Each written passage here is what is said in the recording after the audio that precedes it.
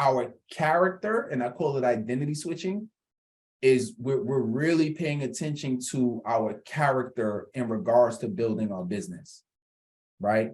So this year, I've really been focused on that. I've really been focused on the Achilles heel. You know, what character trait should I improve on? A lot of y'all, you might remember that I asked you, I said, well, what are your 3 character traits? What are the character challenges that you feel like you have that you need to improve on? Those things will always be relevant. And every so often, I'm gonna keep bringing those back up because I don't want you to forget that your success will be equal to your character development.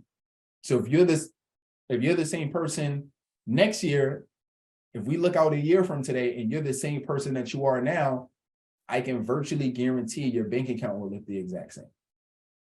I could guarantee it, because if nothing changes in your mindset, because what you have today, and this is all of us, what you have today is a direct reflection of who you are, whether you like it or not, right? The amount of revenue that you're making, the amount of impact that you're making is basically what you have been able to do with your best up until this point.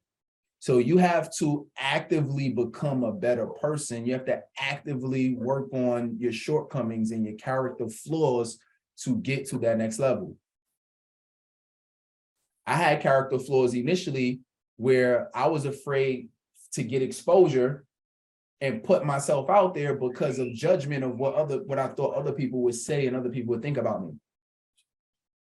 Imagine how much of a detriment that would be to my career if my goal is to change lives, is to transform lives, is to coach, is to go out here, speak, get myself known so I could change lives and help as many people as I can. But on the flip side, I'm afraid to get exposure. I'm afraid to put myself out there, and I'm afraid to teach and train people because of what I think they're going to say or think about me. Think about how much that one belief, and we have dozens of them that could be holding us back. Imagine just how that one belief in me acting according to what I believe to be true. Imagine how severely that would have held me back. All right, so number one, the very first thing we need to tackle is we need to tackle the people. We need to tackle the people. Who are the characters in this story? Who are the people inside of this story? When I'm telling a story, or in particular in this, I'm gonna frame it as a case study. When I'm telling a case study story, I'm always the first thing I do is I mention what are the players. So I might say something like, hey, you know what, I was on a call and one of my clients said, or I might say, you know, I was having a conversation with a client recently. Or I might say, you know, I was working a few years ago, I was working with a client who, right? And I might say the name.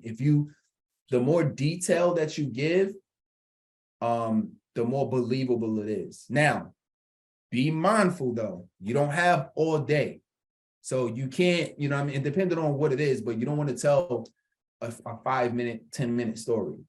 That's too long, right? When me and Tina, we did it, when we did a call, it was more interview style. So it was like a broken up case study, but that's different because the engagement was different. But you don't want to lose people because you're taking too long to tell the story, right?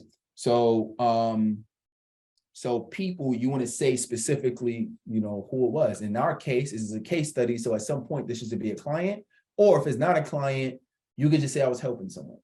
So you could say, you know, I was helping. So you might say, you know, let me tell you our story. I was helping. So years ago, I had a coworker. Her name was Sally. Years ago, I had a colleague. Years ago, there was one person there was somebody that I know kind of intimately that was like a friend, and you know, and his name was John. Just say the characters in the story. All right, that sets up the context. I said people too, but if you also want to set up the context of the story, is it a call? Were you face to face? What's the setting? What's the scenario? So you can kind of add you can kind of add that to people. If you want to, for extra credit, if you want to add like the scene, you can always add the scene, right? So one that comes to mind for me was, I remember years ago, I went to a networking event, right? And I came across this lady who she owned a daycare, right? And basically all I'm doing is I'm just saying to people, right? And I'm setting up the scene, setting up the scenario. Number two is, this is where you get to the problem of the story. Every good story has a problem. If there is no problem, there is no solution. It's a whack story. You ever notice every movie or every book you ever read, somebody always had a problem? That is what makes the story interesting. Try watching a story that has no problem. You're going to be bored out of your mind. So you got to set up the problem.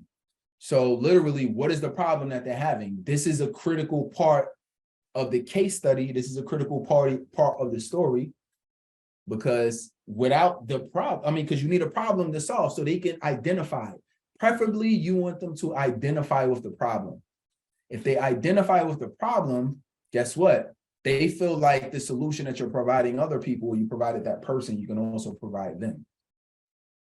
So you don't want just any problem. You want to try to find a case study of somebody that you've helped with a problem that's similar to your ideal client. And I'm going to say must match audience, meaning it must match their problem. It must match your audience. All right. So the problem could look like, I was at a networking event, and I remember this lady coming up to me and she saying, "Hey, Terrell, I'm having some issues. I have a daycare, and I'm having some issues growing a daycare. I'm thinking that I'm gonna have to go out of business." Right. So I said, okay. So I'm asking her about the problem, and she's saying, yeah, because I'm trying to figure out, like, how do I generate more revenue? How do I bring more parents to bring their kids, how to get more parents to bring their kids to my daycare? So I'm asking her different questions. I'm saying, hey, and I said, do you have employees? She said, no. I said, okay. I said, how are you marketing right now? She said, I'm just kind of going to these networking events.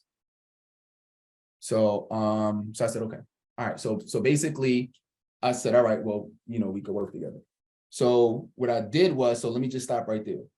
So basically what I did was I just set up the problem.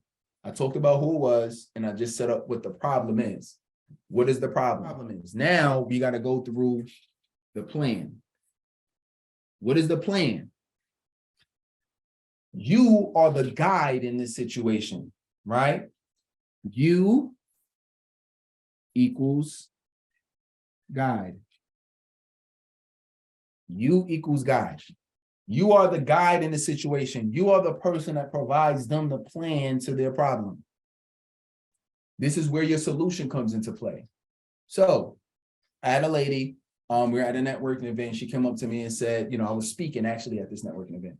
And the lady came up to me and she said, hey, Terrell, you know what? She said, I need your help. I'm trying to figure out how to actually keep my daycare afloat, because, parents are not bringing their kids to my daycare that they used to. So I asked her, I said, well, how are you marketing right now? She said, well, I'm not really. She said, I don't have any, my employees in our marketing. I'm kind of just doing these networking events. I said, okay. I said, give me a call. Let's figure it out. So we're talking. And one of the things that, as she's retelling me these problems, one of the things that I ask her is, I said, are you open to your employees helping you market?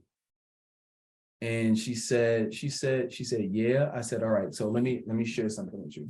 I said, there's something in your business that's called lifetime value, LTV.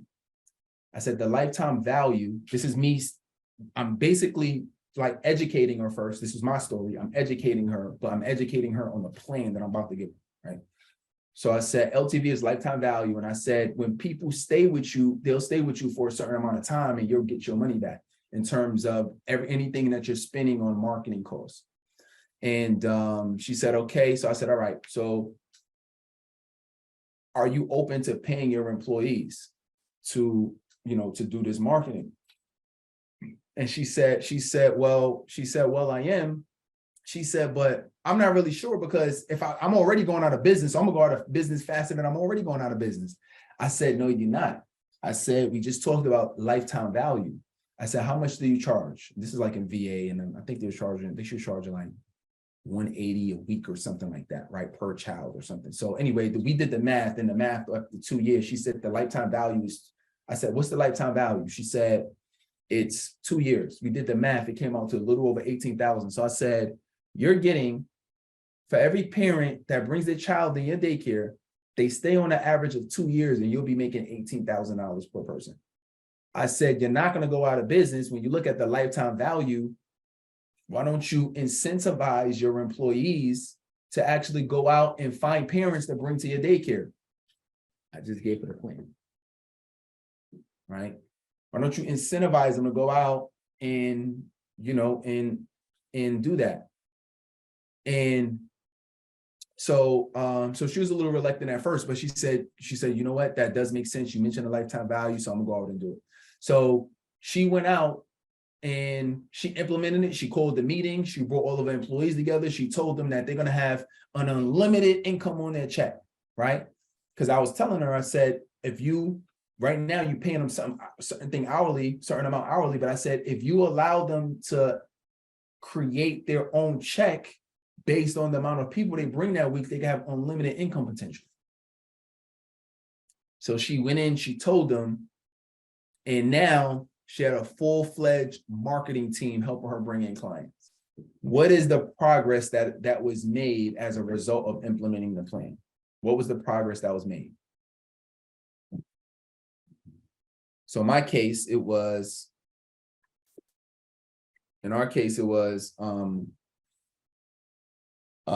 so I had the lady, she came, we were talking, she asked me about it, and I'm kind of fast forwarded, right? Let's kind of fast forward it towards the end.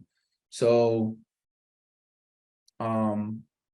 so she went, she had this meeting with her employees, and she told them there's an unlimited income potential on their check. For every person that they brought in, that she would give them $180 on top of their check, which, by the way, she was reluctant to do. She didn't even want to do that at first. She was like, oh my God, I'm gonna go out of business. I can't do it. And I said, think about the lifetime value. You're investing $180 in your employee to bring somebody, but 180, 18,000. Give up 180, make 18,000. It's not hard math, right? So she did, so she came around, she did it. And so she came back to me and she said, oh my God, it worked. She said, I went and I implemented exactly what you told me to do. And I went from getting ready to close down my daycare, my only daycare, to opening up a second location. What's the progress?